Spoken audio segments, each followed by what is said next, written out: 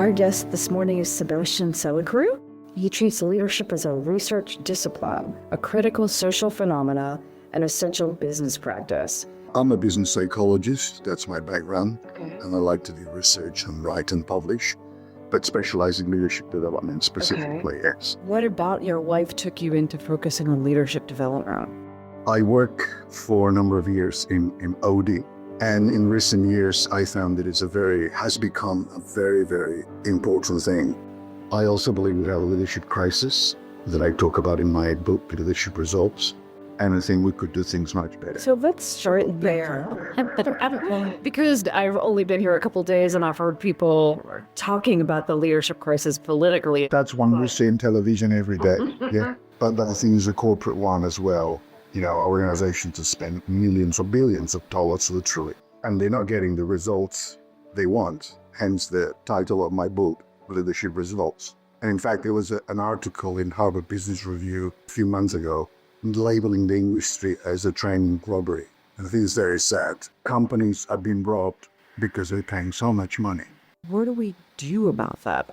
We look at the data about the ability to transform organizations, and that data has not improved markedly over the last 20-some years. The same applies to employee engagement. It tends to fluctuate, but overall fees still low. Like in the country where I live, the estimated cost of lack of engagement is $55 billion.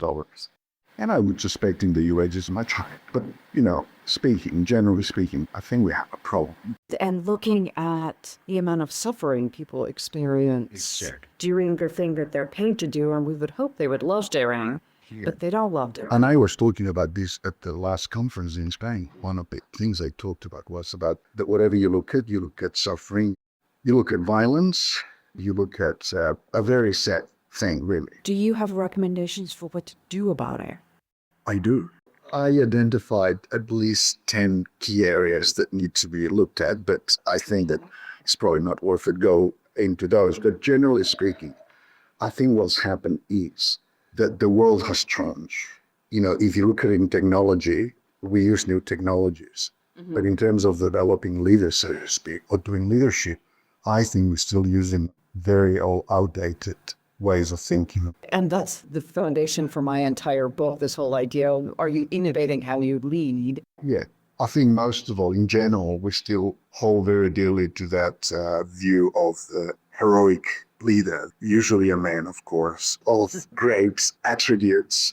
Superman is going to go there and fix everything. And I think this is no longer. I'm not saying they might be very charismatic and very good people. I'm not trying to diminish that, but I'm saying that we need to look at new forms of leadership. Well, and the whole Leader 2050 focus says that it is not what we saw traditionally, the Marvel Man or Marvel Comics superheroes. It's not that. It is, in fact, more deliberate, more thoughtful, often quieter, not big ego. So essentially, in times of turbulence, let's use that term, the other terms like VUCA, I say times of high velocity, complexity, turbulence, all those terms.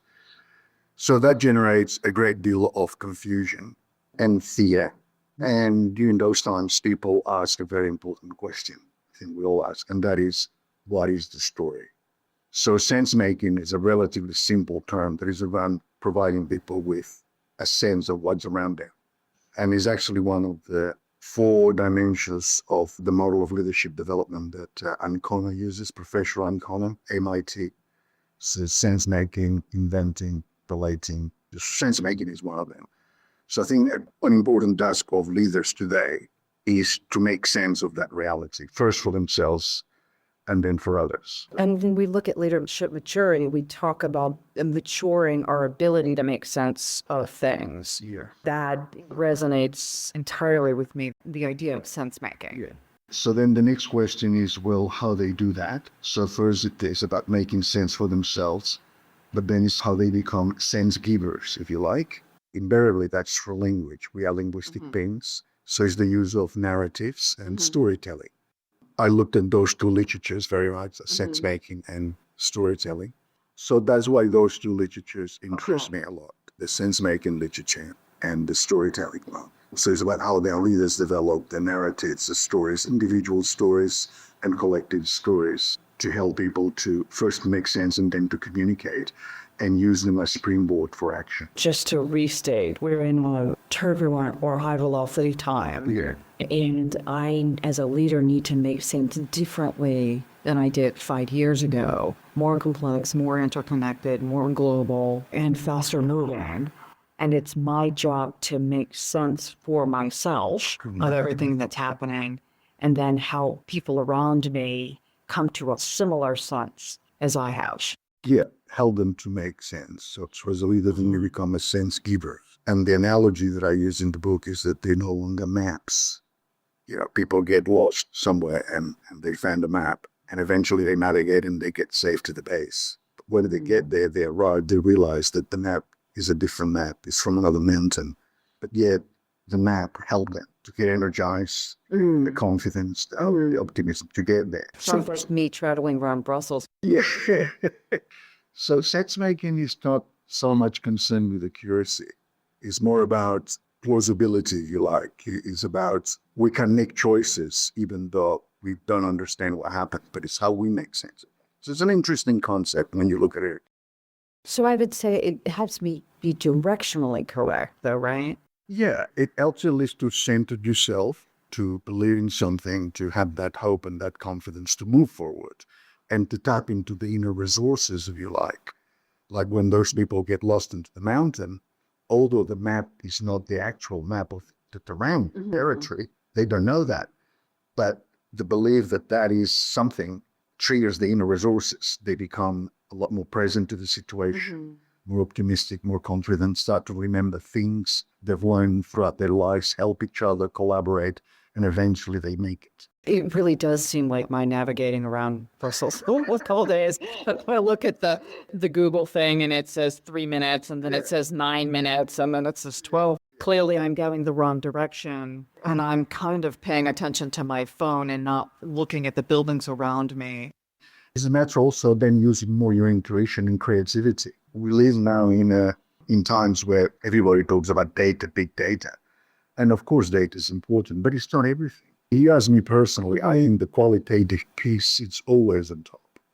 What do you stand for? Where are you going? What's your vision? The qualitative piece is always the one that provides meaning.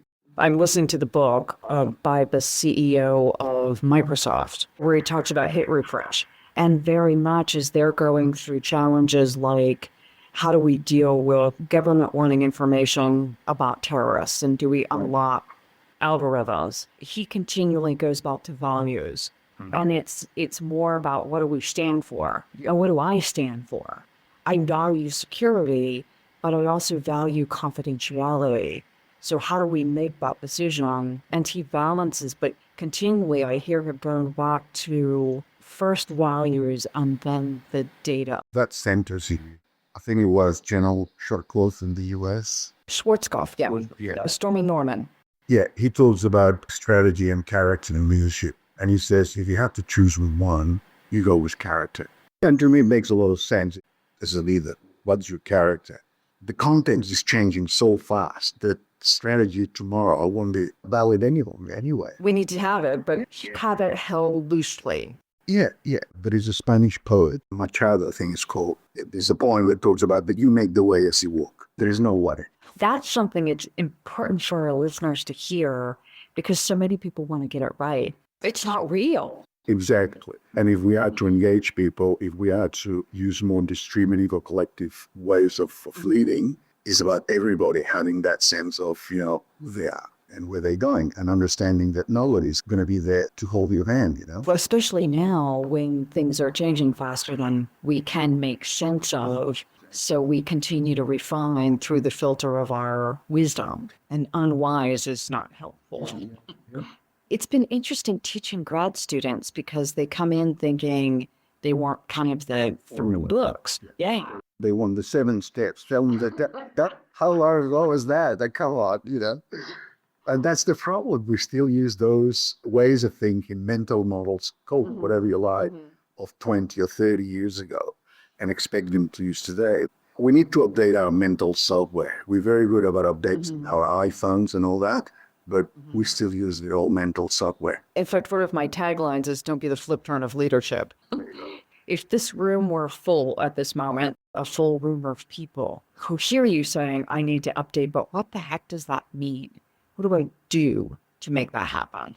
Well, you need to question what are your assumptions? What are your expectations? You need to be open to look at new ways of thinking, being, and doing. I have to update myself to update my son's making machine. If you like, yeah. I mean, going back to what we were talking about at the beginning, what we're doing could be changed. It's like leadership training, I think always people expect that structure, if you like, module 1, module 2. So when I work with people in the leadership space, I tend to work more with whatever they work in, but see how it emerges as the group grows.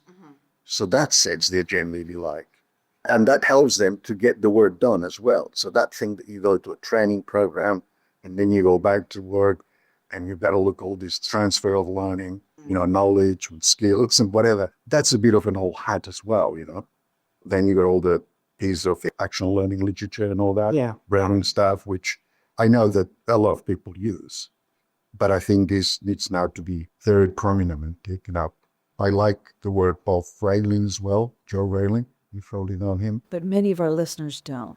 Joe Rayling was based in Boston, I think it's at Northwestern, talks about leadership as practice. Oh, I love that idea. Yeah. And he talks about leaderful organizations. So I really like his work. In fact, when I read it, I thought, oh, wow, this guy knows how I think. And it's more about being tuned to what's happening. And this goes with a term that's very used today, which is mindfulness. What's being mindful?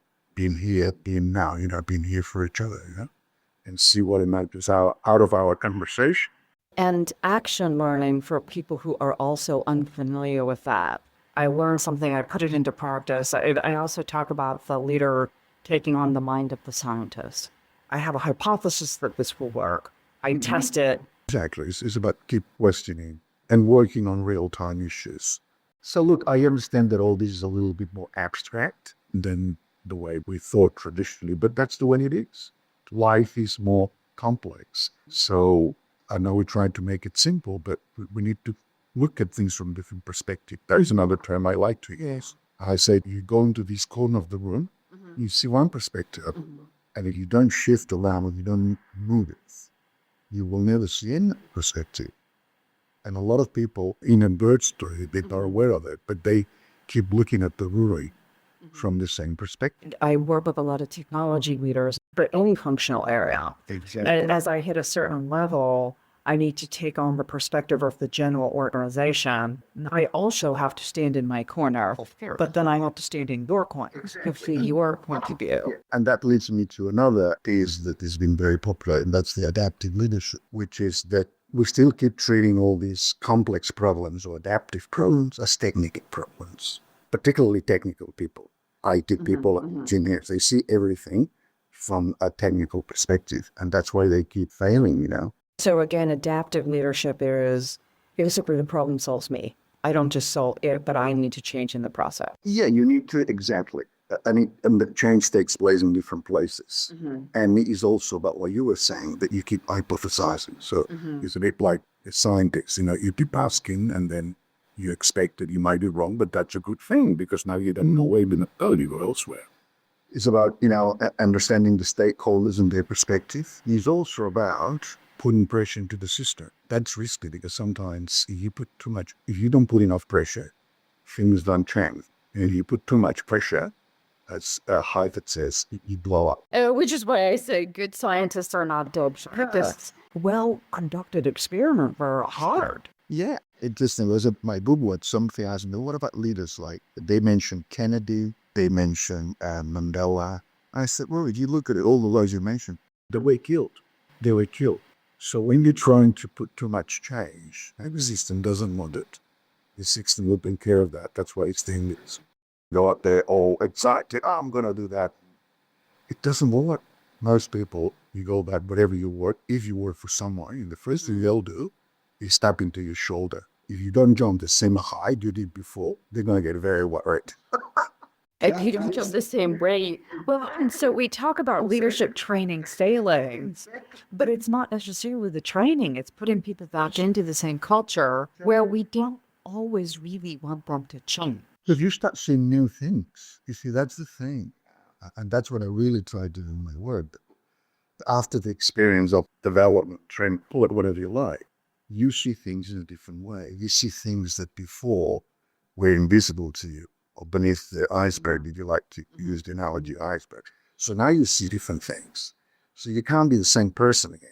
And other people may have difficulties with that because they can't relate in the same way anymore. Yeah, I'm shaking my head because I've been there. I have to confess, I'm maybe a bit skewed to that way. You know, I'm a bit of a rebellious by nature. We like to do what we like to do.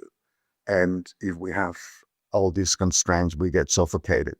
And it gives you an opportunity to really be a scientist, to really hypothesize and test. And for clients who are interested in that magnitude of change, they hire you. Clients who aren't may hire you, but they don't retain you as long. This is a price to pay. And yet that is the price of progress. Any change comes, there is a pain, is a transition. I talk about leadership transitions and initiations. You know, great leaders always, I believe, been initiated and gone through a great deal of suffering. People like Mandela, for example. If you were to summarize your initiation. My initiation was like this. I was exposed to leadership when I was quite young. When I was 13 years of age, my father died. Oh, goodness. And that really shook my world. And the first thing my mother said to me was, "Now you're the head of the family and need to look after me and your two younger brothers." I failed miserably. I didn't do a good job, but it took me... You were 13. Exactly. But it took me decades to realize that. Not until I looked at leadership seriously and I read things like Abraham Lincoln that says that it's not about whether you fail or not, but whether you're content with your failures. Or Nelson Mandela that says it's not whether we fail, but it's every time we rise. Even Bill Gates talks about that. It's more important to learn from failures than successes. And even Steve Jobs, don't be afraid of failure. So at that point, I understood that I needed that failure. I needed that initiation to go into that liminal space to experience what is it like to fail. Because when you fail, you have to surrender to something bigger than yourself. You have to trust others. And leaders that have not been initiated abuse their power. And we have a lot of them around the world because they believe they can get anything they want for their own self-serving. And that's because they never had an initiation.